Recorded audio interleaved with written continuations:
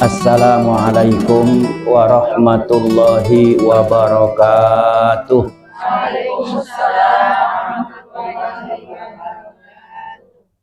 Bismillahirrahmanirrahim. Alhamdulillahi wajibil wujud, al-muttasifi bil karami wal jud. Wassalatu wassalamu ala ashrafil maulud Sayyidina Muhammadin al-Mahmud wa ala alihi wa ashabihi alladhina tamassaku wa ta'ahadu bil uhud. Subhanaka la ilma lana illa ma 'allamtana innaka antal alimul hakim wa tub 'alaina innaka antat tawwabur rahim. Rabbi syrah li sadri wa yassir li amri wahlul 'uqdatam min lisani yafqahu qawli. Inna rabbi bin nasi laraufur rahim. Amma ba'du. Yang sama-sama kita hormati pimpinan Majelis Taklim Al-Ikhlas Ibu Ustazah Irma, dan juga pimpinan Majelis Taklim Mushala Al-Mukhtar Ibu Ustazah Nurmala, dan para pimpinan majlis-majlis taklim yang lain. Mohon maaf tidak saya sebutkan nama, namun tidak mengurangi hormat saya kepada para asatidzah semua, dan juga ibu-ibu hadirat sekalian yang berbahagia. Alhamdulillah, puji dan syukur marilah kita panjatkan kehadirat Allah Subhanahu wa ta'ala atas limpahan rahmat dan nikmat-nikmatnya. Malam ini kita dapat berkumpul bersama-sama di Majlis Taklim Al-Ikhlas. Salawat dan salam semoga senantiasa tercurah kepada baginda Nabi besar Muhammad sallallahu alaihi wasallam. Mudah-mudahan salawat yang senantiasa kita baca membawa berkah dan menjadi syafaat buat kita dunia dan akhirat. Amin ya rabbal alamin. Ibu-ibu hadirat sekalian yang saya hormati, emang enak makan kacang kulit, apalagi dibawa ke kota Mekah.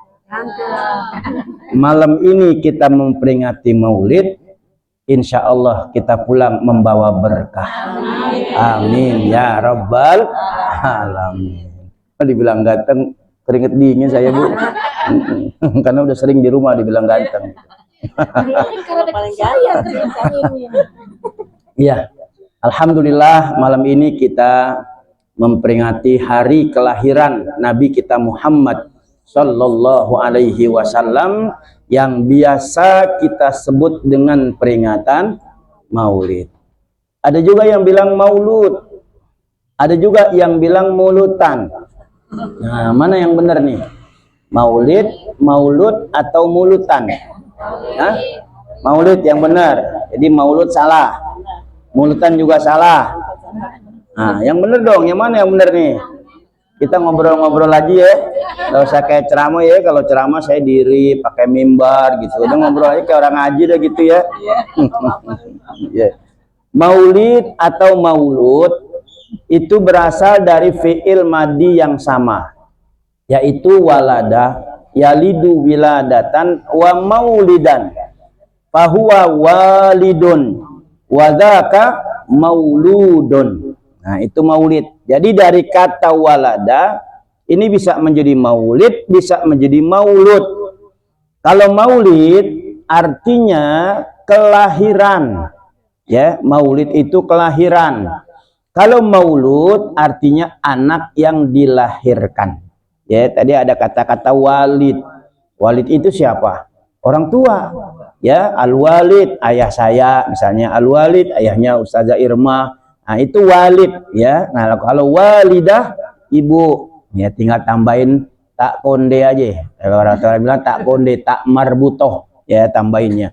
Nah, maulid itu artinya kelahiran. Kalau maulud artinya anak yang dilahirkan. Ya, Kalau mulutan, nah ini yang ada di depan saya nih, orang yang datang dalam acara maulid atau maulud cuman mau makan doang, nah, itu mulutan gitu ya. Nah, tiga-tiganya benar, maulid benar, maulud juga benar, lebih enak lagi ada mulutan gitu ya. Jadi segar kalau nggak ada mulutan, ya gue maulid hampa banget, minum kagak, minum makan juga kagak. Nah, udah pada minum belum? Oh, kirain belum. Saya yang belum. Hujan ya. Oh, minum air hujan, masya Allah. Ya. Nah, baik. Maulid ini kelahiran, dan maulud itu adalah anak yang dilahirkan. Pada intinya ketika kita memperingati maulid, maulud atau mulutan, tujuan kita adalah kepada Nabi kita Muhammad Sallallahu Alaihi Wasallam. Seorang manusia yang luar biasa, manusia yang diutus oleh Allah Subhanahu wa Ta'ala dengan segala keluarbiasaannya dan segala mukjizatnya yang melebihi para nabi dan rasul-rasul terdahulu. Ya, nabi jumlahnya ada berapa, Bu? Bu, berapa? 25. Kok dikit banget?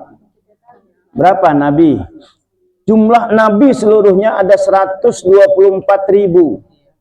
Jumlah rasul 313. Dari jumlah nabi dan rasul yang begitu banyak, dipilih oleh Allah Subhanahu wa Ta'ala menjadi 25. Tuh, kata Uzair mah yang kita kenal. Emang apal?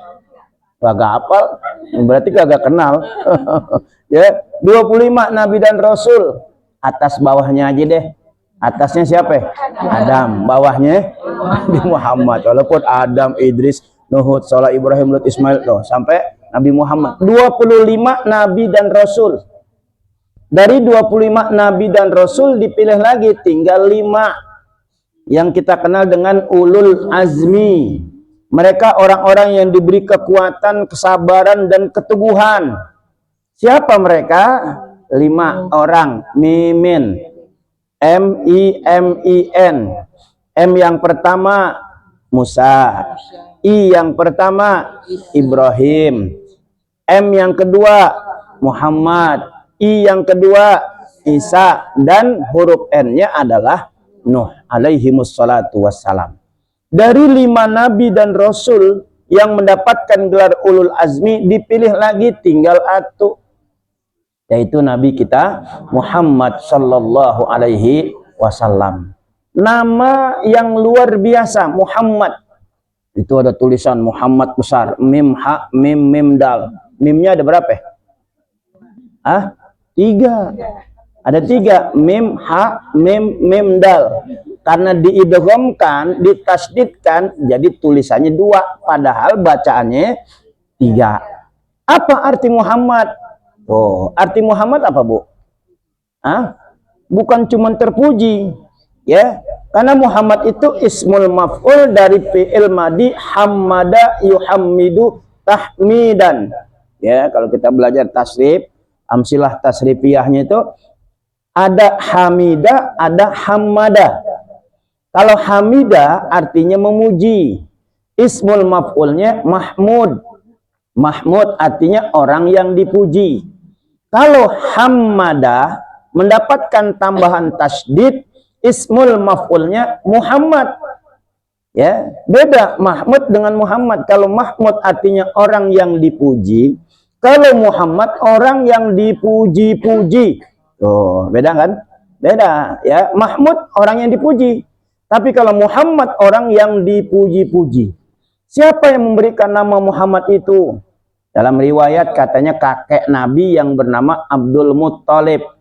Jadi Abdul Muttalib itu pernah mimpi mendapat perintah untuk memberi nama cucunya dengan nama Muhammad.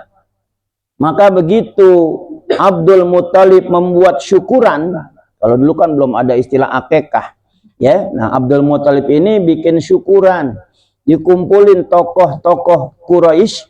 Saking gembiranya Abdul Muttalib dengan kelahiran cucunya, karena Nabi SAW di saat dalam kandungan kan ayahnya udah meninggal.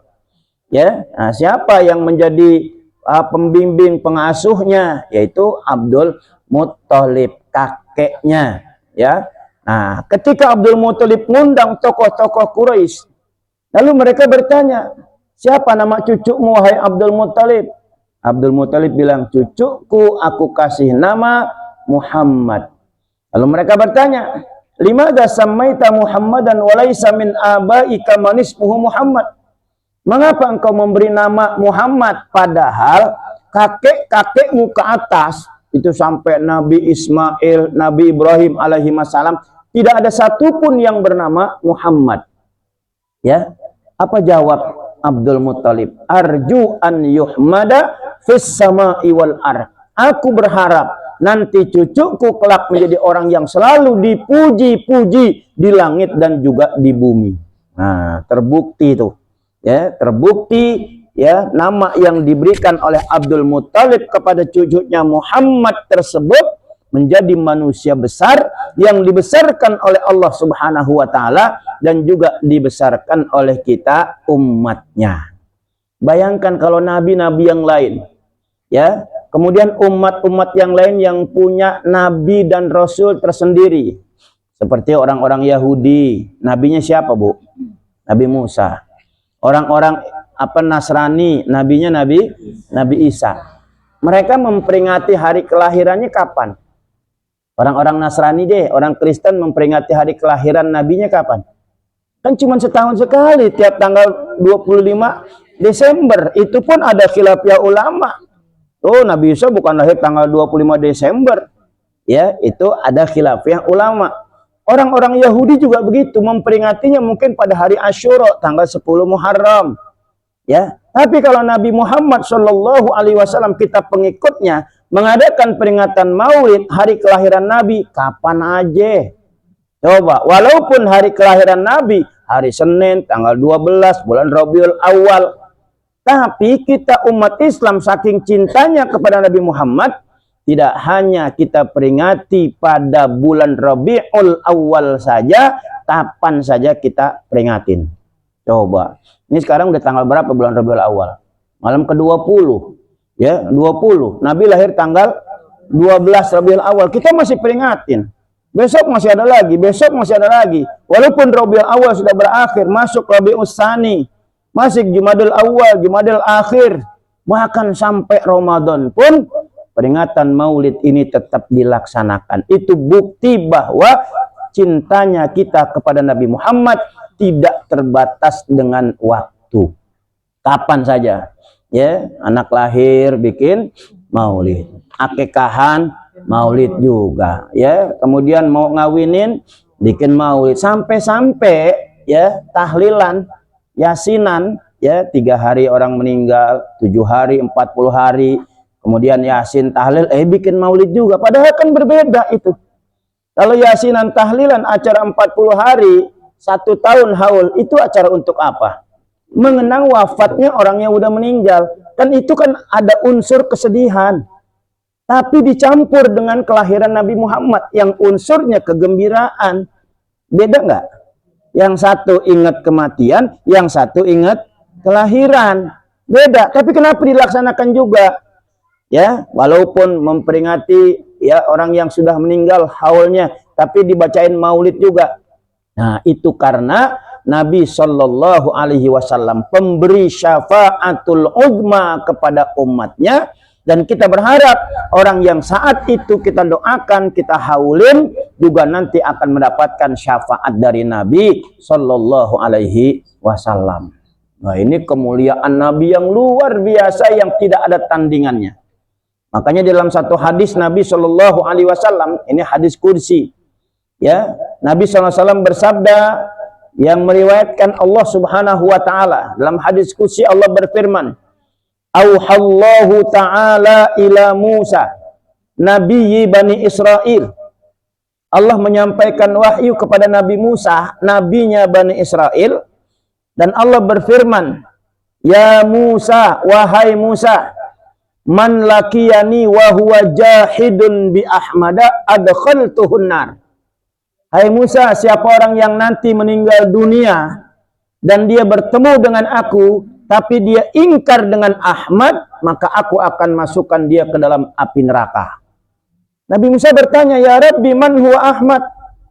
Ya Allah, ya Tuhan, siapa Ahmad itu sebenarnya? Ya, Ahmad itu adalah Muhammad. Ada berapa nama Nabi, Bu? Nama Nabi ada berapa? 201. Ya, nama Nabi 201 yang masyhur di dalam Al-Quran Muhammad. Ada juga sebutan Ahmad. Ya, ya'ti mim ba'di ismuhu Ahmad.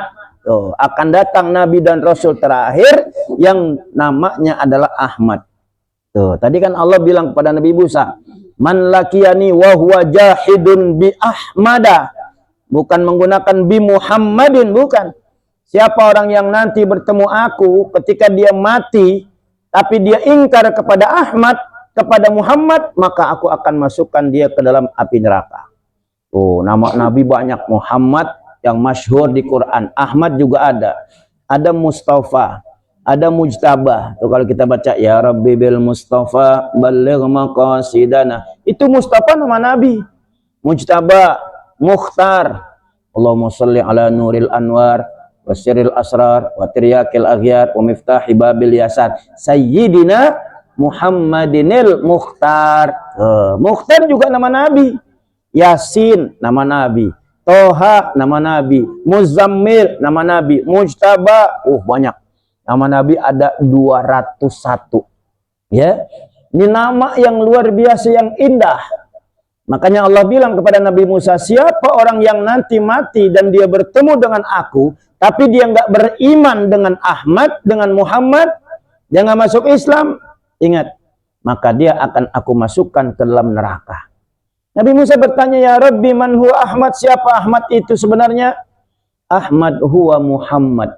Ahmad itu adalah Muhammad. Ma khalaqtu khalqan akrama alayya minhu. Tidak ada makhluk di alam semesta ini yang aku ciptakan melebihi kemuliaan dia. Artinya bahwa Nabi Muhammad adalah dari sekian banyak makhluk yang Allah ciptakan paling mulia. Nggak ada lagi yang paling mulia kecuali Nabi Muhammad. Sampai-sampai Allah bilang, katabtu ismahu ma'a ismi fil arash qabla an akhluqas samawati wal ard. Telah aku tuliskan nama Muhammad itu menyertai namaku di semua tiang-tiang arsy. Tuh, nama Nabi Muhammad, ya, alam semesta dunia belum diciptain. Tapi, ya, nama Nabi Muhammad udah ada menyertai nama Allah. Dari mana kita tahu? Ada dalam satu kitab tafsir, ya, namanya tafsir Hasyiah As-Sawi. Itu saya ngajar kalau setiap hari Sabtu subuh di Masjid Al-Musannifiyah, ya, Masjid Musannifiyah. Nah, di situ dijelaskan ketika Allah Subhanahu wa taala berfirman kepada Nabi Adam alaihissalam, la taqraba hadhihi syajarah fatakuna minadh dhalimin. Hai Adam, engkau berdua jangan sekali-kali deketin pohon ini. Kalau kau dekati, fatakuna minadh dhalimin, kau akan menjadi hamba yang zalim. Tapi karena Nabi Adam digoda, dibujuk, dirayu oleh iblis, sampai akhirnya Nabi Adam melanggar larangan Allah. Nabi Adam tidak sekedar mendekati, tapi memakan buah khuldi yang dilarang oleh Allah pohonnya untuk didekati. Nabi Adam pun dikeluarkan oleh Allah dari surga. Tapi Allah titipkan kalimat, satu doa untuk dibaca oleh Nabi Adam sebagai bukti Nabi Adam menyesali perbuatannya. Fatalaqqa Adamu mir rabbihi kalimatin fataba alaih. Kira-kira apa doa yang dibaca oleh Nabi Adam, Bu? Apa, Bu, kira-kira doanya? Rabbana zalamna anfusana wa illam taghfir lana wa tarhamna lanakunanna minal khosirin. Doa itu dibaca sebanyak-banyaknya oleh Nabi Adam. Ya, bentuk penyesalan karena dia telah melanggar larangan Allah Subhanahu wa taala. Tapi sampai ratusan tahun belum diampunin juga. Nabi Adam ingat. Kemudian Nabi Adam menyebut nama Nabi Muhammad, Allahumma bihaqqi Muhammadin ighfirli. Ya Allah, dengan kemuliaan Muhammad, ampunilah dosa-dosaku. Lalu Allah Subhanahu wa taala panggil Nabi Adam, ya Adam, wahai Adam, kaifa arabta Muhammadan walam akhluqhu? Dari mana kau tahu nama Muhammad padahal dia belum aku ciptakan? Dari mana kau tahu nama Muhammad? Ya, Adam menjawab, lamma khalaqtani, ketika kau ciptakan aku. Wa nafakhtar ruha fi jasadi, kau tiupkan ruh ke dalam diriku dan ku tengadahkan kepalaku. Aku melihat semua tiang-tiang arsy bertuliskan kalimat la ilaha illallah Muhammadur Rasulullah. Semua tiang-tiang arsy bertuliskan kalimat la ilaha illallah. Nabi Adam bilang, aku yakin bahwa tidak ada manusia, makhluk besar di alam semesta ini kecuali dia Muhammad yang namanya menyertai namamu. Tuh, ayatnya Nabi Adam diampunin dosa-dosanya dengan berkah menyebut nama Nabi Muhammad. Makanya kita juga begitu, kalau kita berdoa sebut nama Nabi Muhammad. Ya, bukan hanya di doa doang, di dalam sholat juga kita kan Nabi Muhammad kita sebut nggak?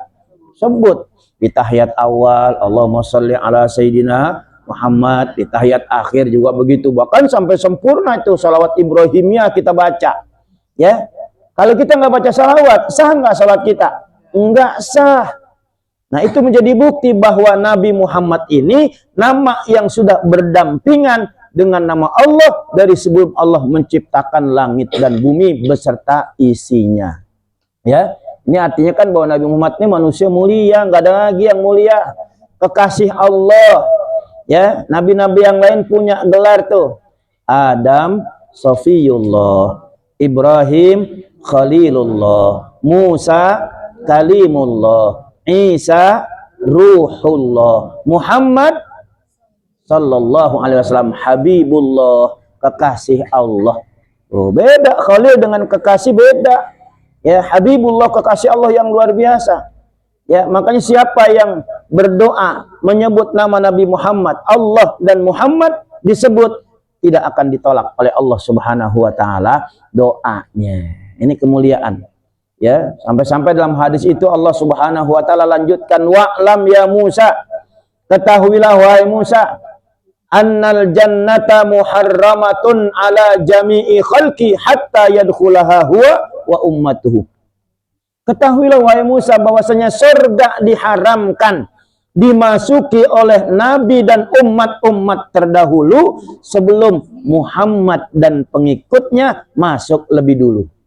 Tuh, jadi Nabi Adam dan pengikutnya sampai Nabi Musa dan pengikutnya itu belum boleh masuk surga lebih dulu, belum boleh. Walaupun mereka lahir lebih dulu, diutus lebih dulu, tapi belum boleh masuk surga. Sehingga Nabi Muhammad dan kita pengikutnya masuk surga lebih dulu. Itu kemuliaan Nabi Muhammad dan juga kita pengikut-pengikutnya.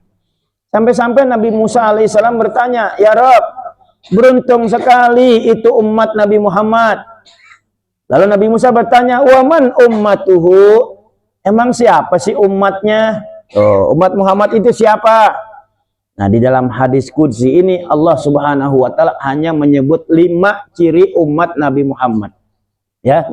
Oh, di Quran ada tuh di surah Al-Fat, Muhammadur Rasulullah walladzina ma'ahu asyidda'u 'alal kuffar ruhama'u bainahum tarahum ruk'an sujjada yabtaghuna fadlam minallahi wa ridwana simahum fi wujuhihim min asaris sujud. Oh, disebut itu dalam Al-Quran ciri-ciri umat Nabi Muhammad.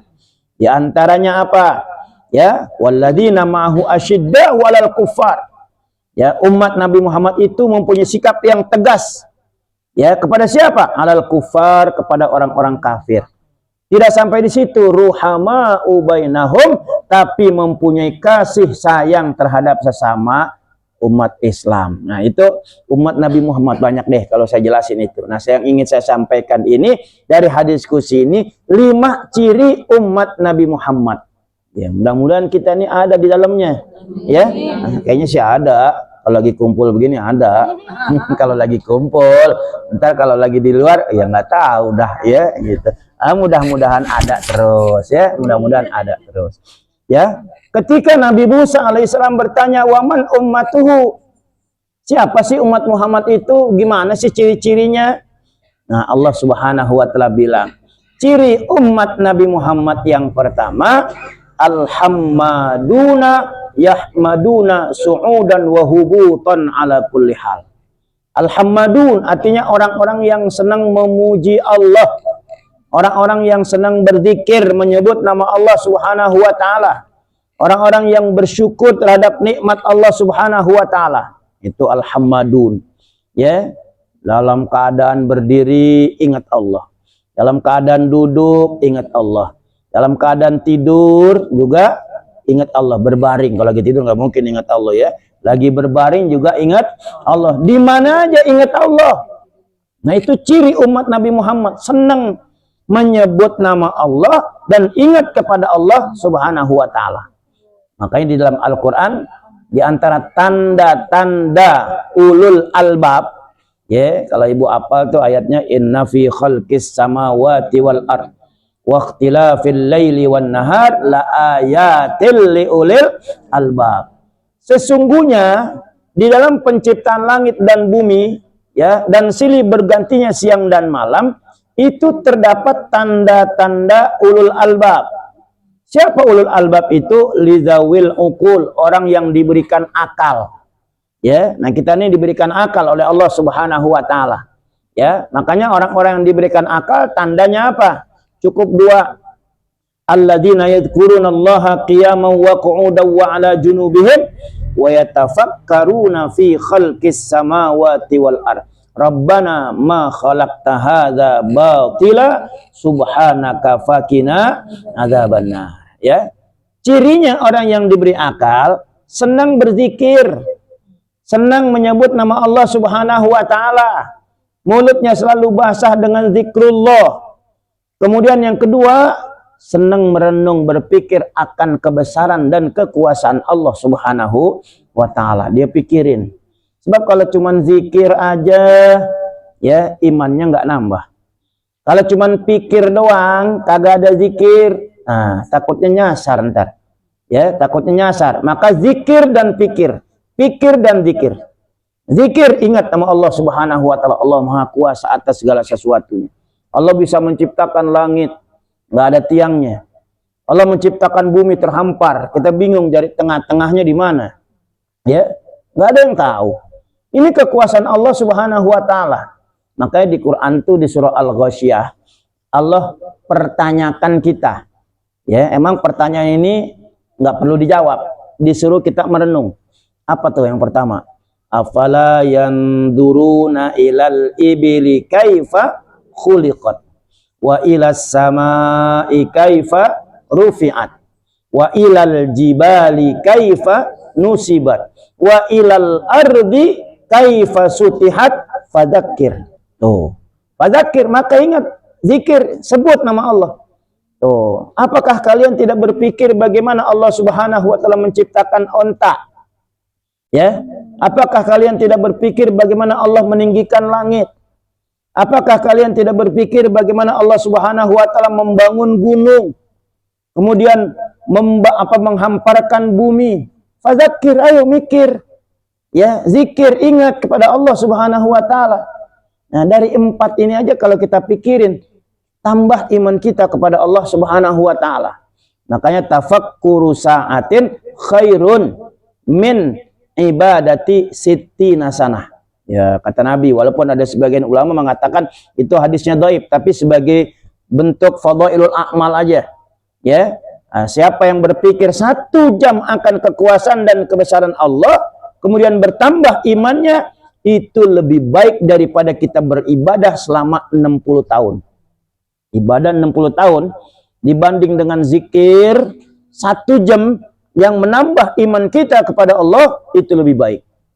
Ya, contoh misalnya kita pikirin, kok onta lehernya panjang ya? Ya, kenapa kerbau, sapi, kambing, kuda lehernya enggak panjang? Kenapa? Dan kenapa onta itu kok ditempatkan di padang pasir yang panas, tandus, luar biasa? Ya, kalau sekarang udah ada rumput-rumput yang apa ya, menguning, menghijau, itu udah ada, tapi rumputnya kecil-kecil, nggak kayak kita. Ya, onta itu yang dimakan itu kadang-kadang batu, kerikil, ada pohon-pohon yang penuh dengan duri. Kok bisa hidup? di tanah tandus, panasnya luar biasa, ya, jauh dari rumputan, kok bisa hidup? Dan lehernya panjang. Nah, beda dengan kerbau, sapi, kuda, kambing. Ya, kambing, kerbau, sapi, kuda, coba ditaruh di padang pasir. 1 hari mati bisa, ya. Apalagi nggak dikasih minum. Lo onta di padang tandus, tanah kering, 8 hari nggak makan, nggak minum, kuat. Tuh hebatnya onta, 8 hari bu, ya, 8 hari nggak makan nggak minum, kuat. Kenapa? Karena Allah Subhanahu wa Ta'ala ciptakan onta itu punya penampungan air. Sekali sedot itu bisa 50 sampai 100 liter sedotannya onta. Ya, tuh. Nah kalau kambing, kerbau gimana? Kebanyakan minum, ya berat bangunnya. Ya kayak ibu-ibu kebanyakan minum bangun berat juga. Emang kegemukan lagi, nggak bisa bangun. Tuh, onta. Kenapa lehernya panjang? Beda dengan sapi, kerbau lehernya pendek.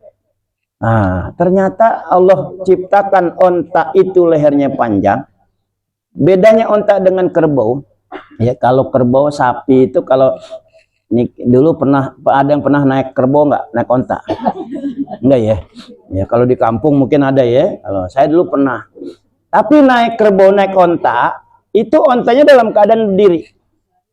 Sebab kalau ontanya duduk, ontanya didudukin dulu deh, biar kita bisa naik. Karena tinggi kan, itu onta nggak bisa bangun. Udah keberatan sama perut. Ditambah lagi dinaikin sama yang gede. Nah, kagak bisa bangun. Ya. Jadi onta, lehernya kambing, kerbau, sapi lehernya pendek, itu dinaikinnya dalam keadaan dianya berdiri. Kalau dia duduk, dia nggak bisa bangun. Keberatan perut. Sementara onta dinaikin dalam keadaan berdiri bisa, dalam keadaan duduk juga bisa. Kalau dia dalam keadaan berdiri, onta itu mesti pakai tangga karena tinggi. Ya, kalau saya umroh, saya ajak jamaah tuh ke Hudaybiyah, peternakan onta. Ya, ambil mikot di situ. Nah, yang mau naik onta itu ada tangganya. Kalau dia nggak mau pakai tangga, ontanya disuruh duduk. Ya, kalau kerbau disuruh duduk, dinaikin, kagak bakal bangun. Nggak kuat bangun, tapi onta bisa bangun. Kenapa? Karena lehernya dulu yang naik. Lehernya itu jadi dongkrak, ciut. Nah, baru badannya ngikut. Biar kata 2 orang, 3 orang itu onta kuat. Nah, ini kita disuruh mikir, iya kok onta ya yang hidup di tanah tandus bisa 8 hari nggak makan, nggak minum, kuat ya. Oh, ternyata Allah ciptain penampungan dalam perut onta. Tuh. Kemudian Allah ciptain langit dan bumi. Langit nggak ada tiangnya, cari deh, ada tiangnya juga kagak. Ya, kita bangun rumah, ya, jangan yang gede, bangun kandang ayam aja mesti pakai tiang. Ya, apalagi rumah, ya. Nah, ini semuanya kekuasaan Allah. Kita pikirin, kita renungin, tambah iman kita. Lebih baik daripada kita beribadah selama 60 tahun. Tuh, ini ciri umat Nabi Muhammad. Ya, cuman berpikirnya juga harus diiringi dengan zikir. Jangan zikir doang tanpa mikir, mikir doang tanpa zikir. Sebab kalau mikir doang nggak pakai zikir, nah ini bisa meleset ntar. Misalnya, maaf ya, ibu lagi nongkrong nih di toilet. Iya, kalau lagi begini jarang yang mikir kayak ini ya. Mikir, saya lahir dari bapak ibu saya. Ibu saya lahir dari bapak dan ibunya lagi. Sampai ke Nabi Adam. Nabi Adam siapa yang bikin? Allah. Allah siapa yang bikin? Bisa nggak berpikir begitu? Bisa. Ya. Kenapa? Karena iblis, setan ini selalu menggoda kita. Tapi ketika kita zikir, subhanallah, ya Allah, saya udah melampaui batas berpikir saya. Ingat sama Allah. Gitu, bahwa batas prima kosanya selesai. Jangan lagi cari-cari siapa yang menciptakan Allah. Gitu. Kenapa? Awalun bila betida wa akhirun bilantiha. Itu kan kalau khatam Quran ada bacaan ya. Awalun bila tidak, Allah yang pertama, tidak ada yang memulai. Allah yang terakhir, tidak ada yang mengakhiri. Tuh, kok bisa begitu? Iya. Ya, contoh. Ya, Allah yang pertama, tidak ada yang memulai. Ibu hafal huruf hijaiyah, alif, ba, ta, sa. Ya, sebelum huruf yang pertama huruf apa? Alif. Sebelum huruf alif ada nggak? Enggak ada. Alif yang pertama tidak ada yang memulai, itulah Allah Subhanahu wa taala. Ya, huruf yang terakhir ya. Setelah huruf ya ada nggak yang mengakhiri? Nggak ada. Itulah Allah yang terakhir, tidak ada yang mengakhiri. Oh, luar biasa. Makanya jangan berpikir-pikir Allah dari siapa ya? Ah udah, ini kalau udah kemasukan setan, kemasukan iblis, ya kita lupa zikir, ingat kepada Allah, bablas kita. Jadi kafir kita akhirnya. Cari-cari Allah. Allah ada pada diri kita. Di mana saja Allah Subhanahu wa taala selalu ada di hati kita, ya. Tuh, yang pertama, maka ciri umat Nabi Muhammad yang pertama, alhammaduna yahmaduna su'udan wa hubutan ala kulli hal. Selalu ingat sama Allah di mana aja deh, muji Allah, zikir. Kayak kita nih hari ini banyak pujian-pujian. Yasin, tahlil, baca maulid juga Masya Allah. Itu pujian-pujian buat Allah dan Rasulnya begitu banyak. Yang kedua, yashudduna awsatahum. Ciri umat Nabi Muhammad itu senang menutup aurat dengan sempurna. Ya, kalau laki-laki auratnya kan mabaina surrah warukbah, antara pusat sama lutut, itu laki-laki. Ya, kalau dia sholat cuman pusarnya doang yang ketutup sama dengkulnya udah sah. Walaupun nggak pakai kaos oblong, kaos kutang, apalagi baju koko, sah. Yang penting pusar dan lututnya ketutup itu sah. Cuman nggak pantas. Ya, nah kalau perempuan illal wajha wa kaffaiha, kecuali muka dan dua telapak tangan. Itu harus wajib itu. Jangan sampai terbuka. Ada satu rambut yang terlihat, itu akan menjadi dosa, beban buat kita. Makanya kita para orang tua ingetin anak-anak perempuan kita untuk selalu menutup aurat dengan sempurna, ya. Nah, makanya bagaimana cara-cara menutup aurat dengan sempurna? Nah, itu tentu adanya dalam majlis-majlis ilmu. Ya, adanya di majlis-majlis ilmu, ya. Syarat-syarat sholat itu kan diantaranya menghadap kiblat dan juga menutup aurat dengan sempurna, ya. Nah sebenarnya ibu-ibu kalau pakai jilbab nih jangan di sini, Bu. Kalau sholat nih, kalau mau kena pakai mukena jangan di sini di janggut. Karena batas muka di mana? Kan batasnya sampai janggut kan, dari tumbuh rambut sampai janggut. Ini kadang-kadang mukenanya sampai di sini, itu apa tuh, nggak sah itu, ya. Nah besok-besok sampai sini, ya, di janggut gitu. Ini kalau kita, ini adanya di fikih, bukan adanya di bulan Maulid, ya, adanya di kitab-kitab fikih. Nah yang ibu nanti ngaji yang Ustadz Levi, Ustadz Zaki, itu adanya di situ ntar pembahasan fikih. Makanya rajinin kita ngaji, ya, biar nanti kita mendapatkan ilmu bisa kita amalkan dalam kehidupan sehari-hari, ya. Itu yang kedua, ya, syudduna awsatahum. Kemudian yang ketiga, yutahhiruna atrafahum.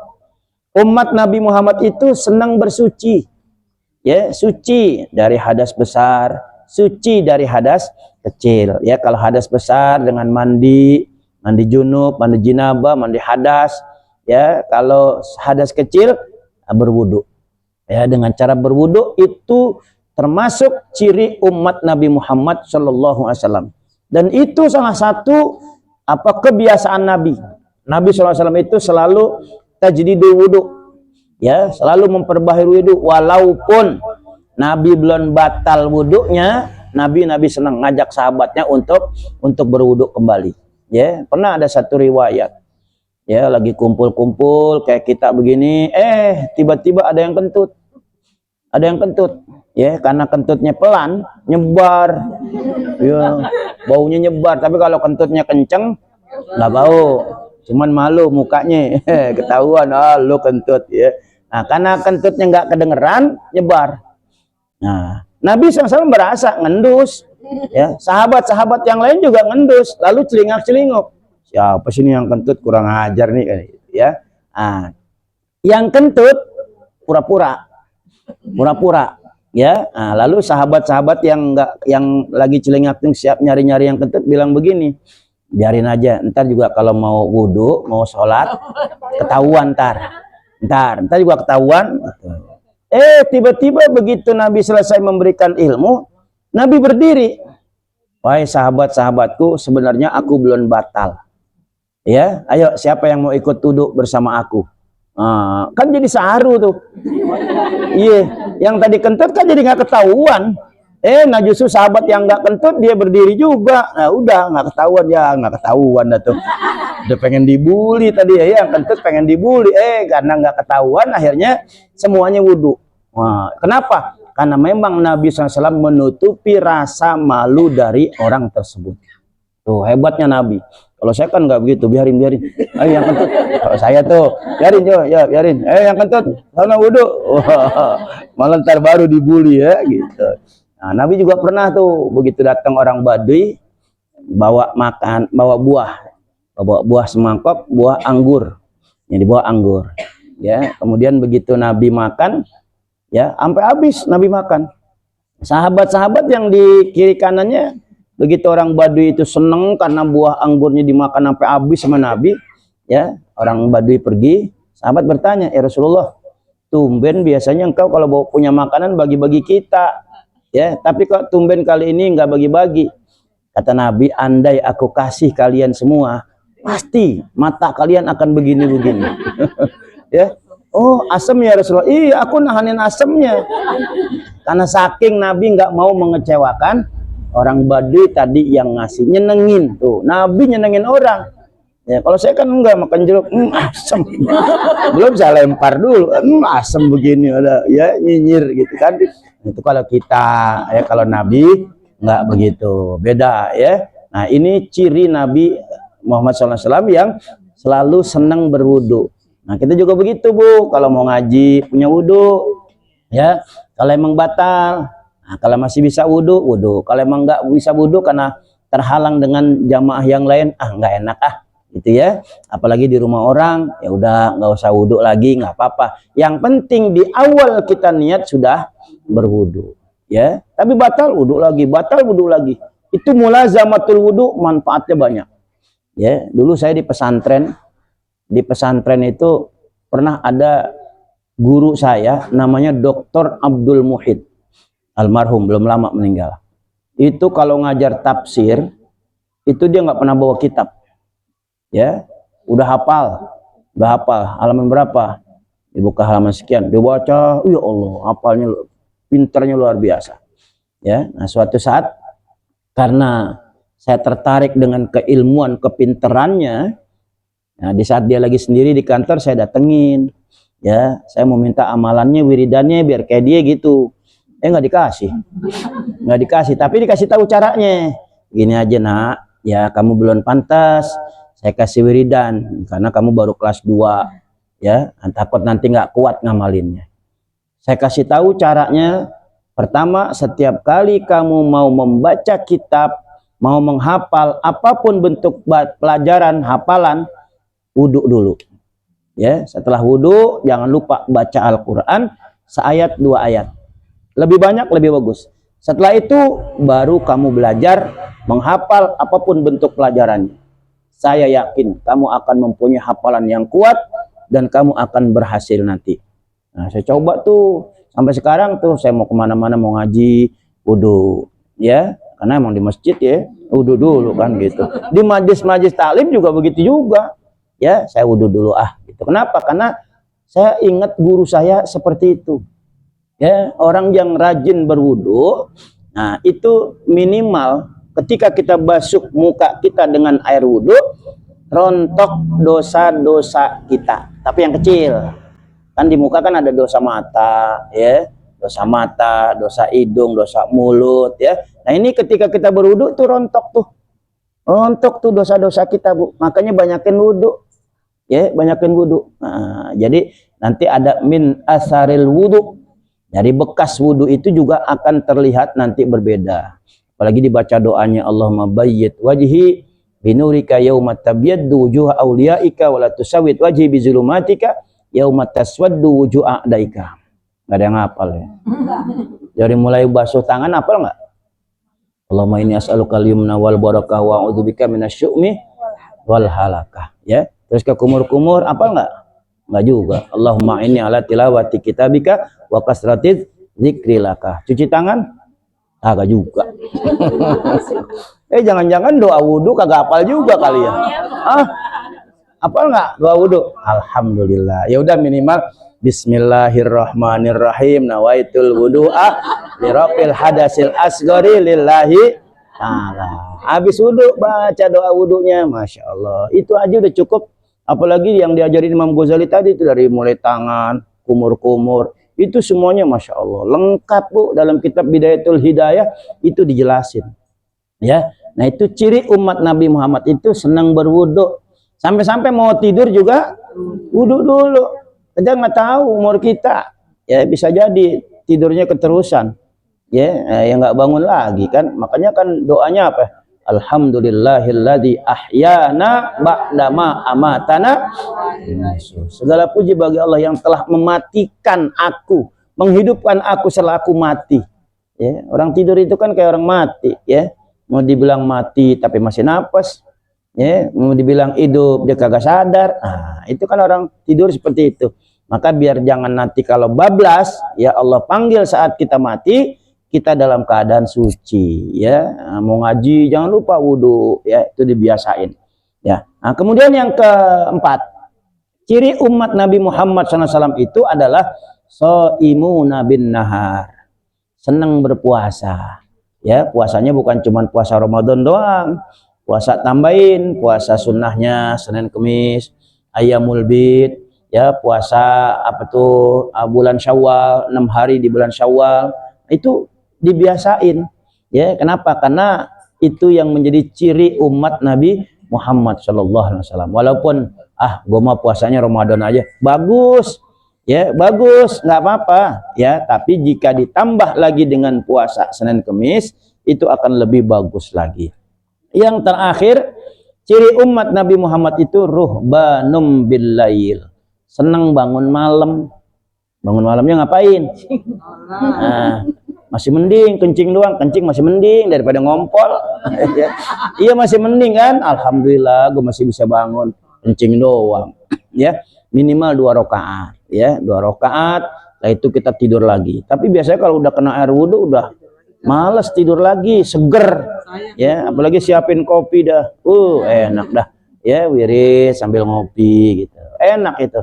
Ya, ruhbanum billail. Itu ciri umat Nabi Muhammad yang selalu bangun di malam hari. Orang yang suka bangun malam hari untuk ibadah, Allah janji, wa minal laili fatahajjad bihi nafilatan lak asa ayyab'asaka rabbuka maqaman mahmuda. Ya, Allah akan tempatkan dia maqaman mahmuda, di tempat yang terpuji.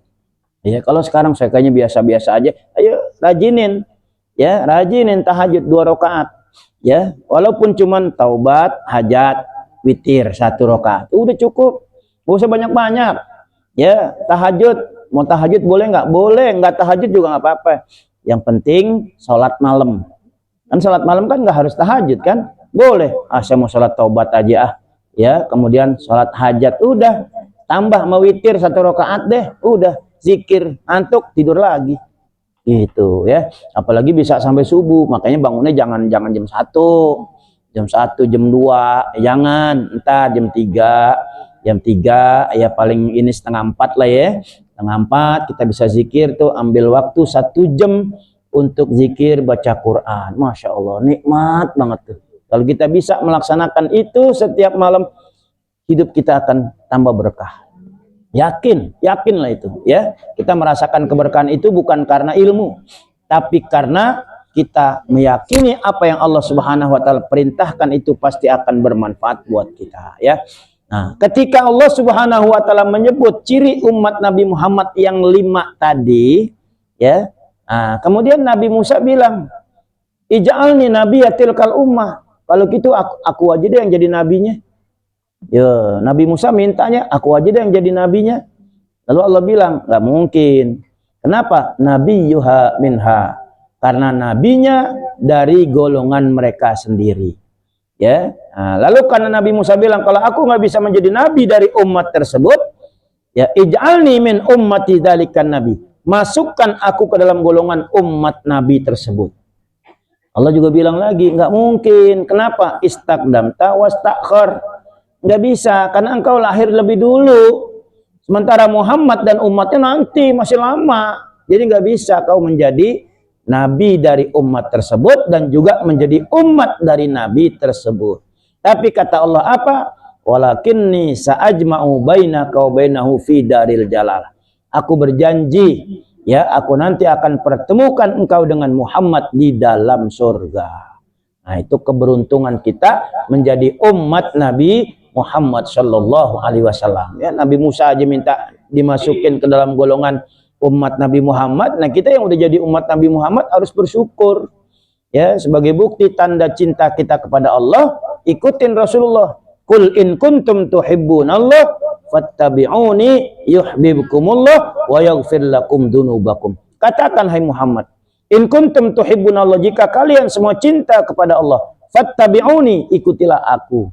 Maka yuhibbukumullah, Allah akan mencintai kalian dan juga akan mengampuni dosa-dosa kalian. Itu ya. Nah, ini penting buat kita ya. Makanya kumpulan kita seperti ini tidak hanya pada bulan Maulid saja, ya, semangat kita untuk belajar, semangat kita untuk mengaji. Ya, kita nggak tahu umur kita. Ya, syukur-syukur ya Allah kasih kemudahan kita dalam belajar. Kemudian juga Allah panjangin umur kita. Ilmu yang kita serap, yang kita pelajari dari Ustazah Irma dan guru-guru yang lain dapat kita amalkan dalam kehidupan sehari-hari. Ya, jangan malas ngaji, jangan malas. Kenapa penting? Ya, Nabi SAW pernah bilang kepada sahabat Abu Dzar, ya Abu Dzarrin, la antaghluwa fatata'allama ayatan min kitabillah lakana khairan min antusalliya mi'ata raqatin. Hei Abu Dzar, engkau pergi ke majelis ilmu, engkau belajar satu ilmu saja, itu sama dengan kau melaksanakan sholat 100 rakaat. Kita nggak bisa sholat 100 rakaat. Ya, yang ada cuma 5 waktu doang, yang wajib 17 rakaat. Walaupun ditambah sama qobliyah sama ba'diyah nggak sampai 100 rakaat. Tapi dengan duduknya kita di majelis ilmu bersama guru-guru kita 1 jam saja, itu pahalanya sudah menyamai 100 rakaat kita sholat. Ya, Masya Allah, banyak banget deh berkahnya deh. Silaturahmi bikin panjang umur, bikin hidup tambah berkah lagi. Makanya alhamdulillah ya, ada rumah, ada ustazahnya yang rumahnya mau ditempatin untuk pengajian-pengajian ini, Masya Allah, luar biasa. Ya, mudah-mudahan nanti Ustazah Irma bisa lebih, ya, rumahnya lebih gede lagi. Amin. Ya, ntar ini bisa sampai 10 lantai. Amin. Ya, kalau enggak yang kiri kanan bisa dibeli, ya kita nggak tahu. Ini urusan siapa? Urusan Allah. Allah yang berkehendak. Dulu orang-orang tua kita punya majelis taklim memang gede, kagak kecil. Yang ini udah tuh gue kasih buat lo buat majelis taklim, ya, udah bayarin rumah gue. Ada rezeki ada, kita beli, kita dikasih, diwakafin. Ya Allah, itu semuanya urusan Allah. Nggak ada yang bisa tahu ya apa yang nanti akan kita kerjakan. Kita manusia cuma punya rencana, tapi Allah Subhanahu wa taala yang menentukan, ya. Makanya bersyukur mumpung masih ada orang yang rumahnya mau ditempatin buat pengajian dan juga ada gurunya lagi, udah gurunya, ya. Nah ini penuh dengan keberkahan dari Allah Subhanahu wa taala. Cukup ya Ustazah Irma ya? Iya. Mudah-mudahan sedikit yang saya sampaikan ini bermanfaat buat kita semua, tambah cinta kita kepada Allah, tambah juga cinta kita kepada Rasulullah Sallallahu Alaihi Wasallam, dan jangan lupa ciri-ciri yang 5 tadi ya dapat kita amalkan dalam kehidupan kita sehari-hari ya. Kita doain Ustazah Irma, Ustazah Asmawati dan juga ustazah yang lain ya, mudah-mudahan dipanjangkan umurnya, ditambahkan kesehatannya, ditambahkan kemuliaan dan keberkahannya, keluarganya menjadi keluarga yang sakinah, mawaddah, warahmah, penuh dengan berkah dari Allah Subhanahu wa taala. Juga buat kita semua, mudah-mudahan Allah berkahi hidup kita, keluarga kita, anak-anak kita, kampung kita, juga negara kita, dan Allah matikan kita dalam keadaan husnul khotimah. Ala hadhihin niyah, al-Fatihah. A'udzu billahi minasyaitonir rajim. Bismillahirrahmanirrahim. Alhamdulillahi rabbil alamin. Arrahmanir rahim. Maliki yaumiddin. Iyyaka na'budu wa iyyaka nasta'in. Ihdinas siratal mustaqim, siratal ladzina an'amta 'alaihim ghairil maghdubi 'alaihim waladdallin. Amin. Rabbana anfa'na bima 'allamtana, rabbi 'allimna alladhi yanfa'una, ilahana akrimna bil ilmin nafi' war rizqil halal warzuqna min haitsu la nahtasib. Da'wahum fiha subhanakallahumma wa tahiyyatuhum fiha salam wa akhiru da'wana anil hamdulillahi rabbil alamin. Terima kasih dan mohon maaf. Yang benar datang dari Allah, yang salah datang dari kebodohan saya sendiri. Itu ngapalinnya lama, Bu. Ngapalinnya lama tuh 5 tuh tadi ya. Mudah-mudahan ada berkah manfaat. Assalamualaikum warahmatullahi wabarakatuh.